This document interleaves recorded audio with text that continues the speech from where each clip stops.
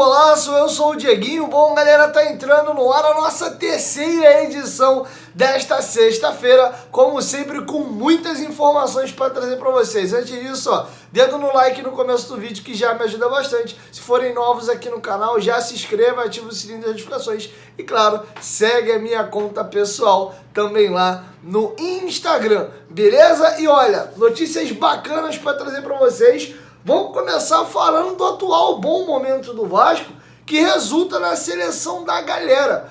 Os próprios torcedores que votam lá no site da FERJ para eleger a seleção do campeonato, da Taça Guanabara, os 11 jogadores de linha mais o treinador. E de 12 possíveis 11 jogadores do treinador, o Vasco colocou 8. O Fluminense teve 3 jogadores, o Botafogo 1 e o Flamengo 0. Achei até errado o Lelê não estar na seleção. Pô, o Lelê é artilheiro do campeonato. Mas enfim, a lista final ficou com Léo Jardim no gol, Puma na lateral direita, a zaga Léo do Vasco e Vitor Cuesta do Botafogo, na lateral esquerda Lucas Piton. E ali um 4-4-2, John Arias e Gabriel Peck armando o time, e como volante, Rodrigo e André. E no comando de ataque, Pedro Raul e Germancano. E o treinador, meu parceiro, é o Maurício Barbieri. Tá muito bem sobre o comando do Vasco da Gama. Aproveitando que eu citei o nome do Puma Rodrigues, vou trazer para vocês uma parada bem legal. O Gustavo Villani, narrador do Grupo Globo, baita do narrador por sinal, ele revelou recentemente que seu filho, Luca, é torcedor do Vasco, e ele tem levado o Luca aos jogos do Vasco. Se eu não me engano, ele foi no jogo contra o Fluminense ou contra o Botafogo, foi um jogo no Maracanã, e agora ele teve de novo em São Januário. Primeiro ele colocou esse story aí agradecendo o Pumita. O filho dele entrou com o Puma Rodrigues no jogo contra o Bangu. E ele botou: graças Pumita, você fez uma criança mais feliz.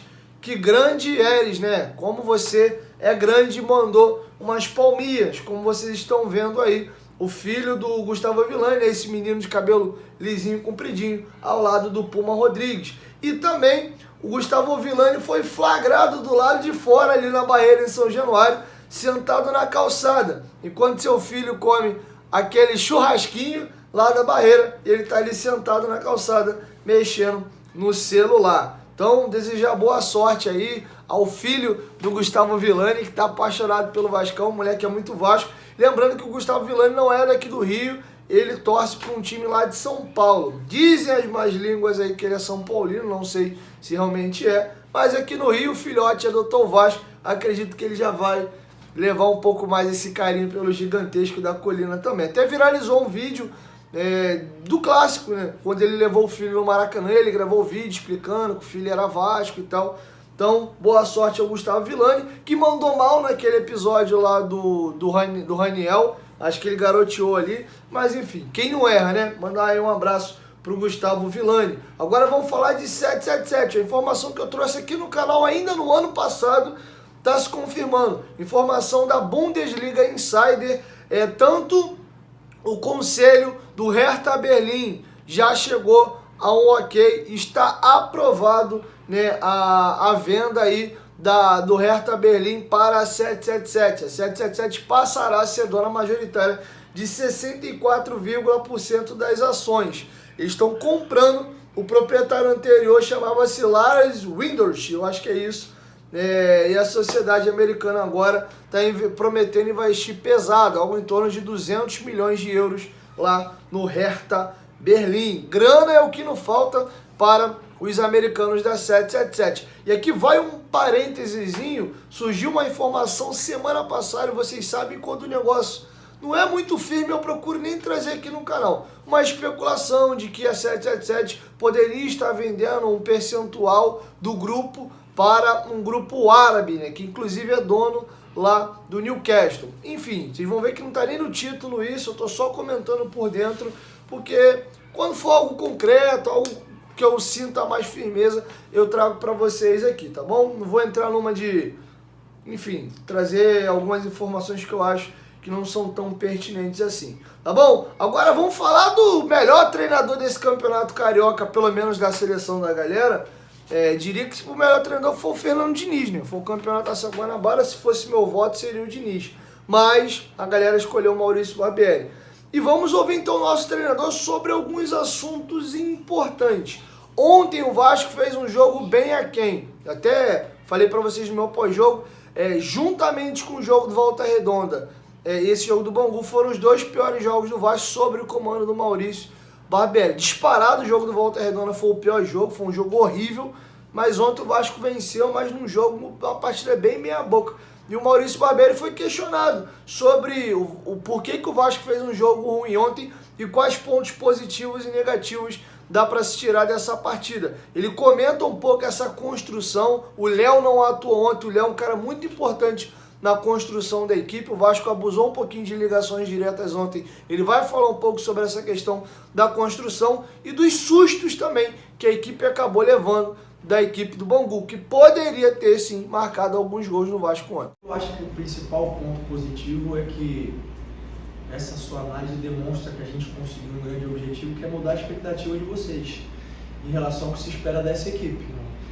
Porque a gente produziu para fazer muito mais gols.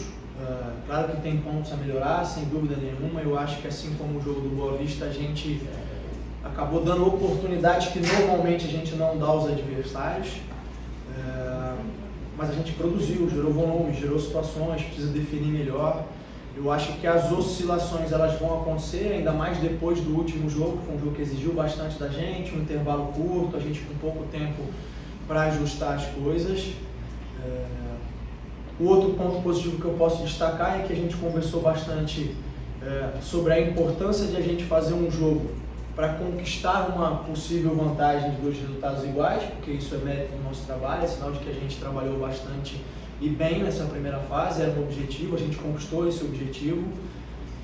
Eu acho que são esses os pontos positivos. A gente mais uma vez acabou entrando com uma equipe diferente, a gente falou isso outras vezes, né? Hoje a gente tinha a situação do Léo e do Piton estarem pendurados, não queria correr o risco de tomarem um terceiro, e também a oportunidade de dar oportunidade a outros jogadores, o Anderson, o Paulo Vitor começar um jogo. A gente segue naquele processo, apesar de estar na iminência de ter decisões importantes, naquele processo de fortalecimento da equipe, do grupo, do elenco, de conhecimento, de olhar os jogadores, de colocar para jogar, de crescer com os desafios, né, com as oportunidades. Então a gente segue nessa batida. Eu acho que tem mais a ver com o momento e com a circunstância do jogo do que propriamente com a ausência do Léo nessa saída. A gente acabou perdendo uma bola com o Andrei, eu acho, um passe por dentro do Léo. E como a gente não estava conseguindo ampliar a vantagem para ter uma segurança no placar, a gente acabou ficando um pouquinho ansioso em defender o resultado, procurou fazer um jogo um pouco mais seguro. Outra situação que contribuiu para isso foi que em muitos momentos eles deixavam os homens de frente no mano, e a gente sabe que o Pedro normalmente leva vantagem para segurar essa bola, então é uma situação que a gente trabalhou para explorar também. Talvez hoje a gente não tenha conseguido ser tão efetivo quanto foi em outros momentos, mas por isso às vezes um pouquinho dessa saída mais longa para tentar encontrar o Pedro segurando essa bola, acionar os homens que vêm de frente e já ligar rápido esse ataque. Claro que o Léo vem em altíssimo nível, é normal que a gente oscile um pouquinho na ausência dele, mas eu acho que o Anderson fez um bom jogo, fez um jogo seguro. Depois ele mesmo, acho que por falta de ritmo, acabou pedindo para sair. O Zé entrou, acho que é importante, é um jogador que tem muito talento, muito potencial, um jogador que tem essa capacidade de ajudar bastante na construção, e é importante que ele vá ganhando minutos. Eu acho que o papel está no torcedor dele, o torcedor está no papel dele. Ele é emoção, ele vai do céu, depois desce, enfim. Eu acho até que por isso o futebol tem o tamanho e a dimensão que tem, né? Porque acaba saindo do aspecto racional, falando do torcedor, e entra no emocional, do ídolo, da questão. A questão deles estarem cobrando, como eu disse, no final das contas é positivo, é sinal de que hoje a torcida espera um nível aqui do Vasco, não vai aceitar menos, isso é ótimo. A gente também se cobra para sempre entregar aqui, a gente quer, é fruto do que a gente construiu nesse pouco tempo de trabalho, né? Eu acho que duas questões. Primeiro, uma ineficiência nossa em colocar logo o placar maior, porque a gente teve muitas oportunidades, o próprio pênalti, como você citou, mas não só ele, várias oportunidades de ampliar e a gente não estava conseguindo isso.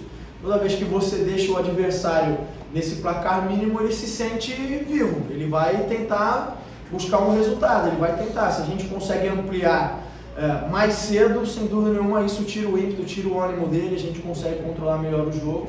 E depois tem a ver com questões de espaço, da gente muitas vezes, até na ansiedade de ampliar, a gente acabou ficando um pouco desorganizado nas transições, fato que a gente não precisava por já ter a vantagem.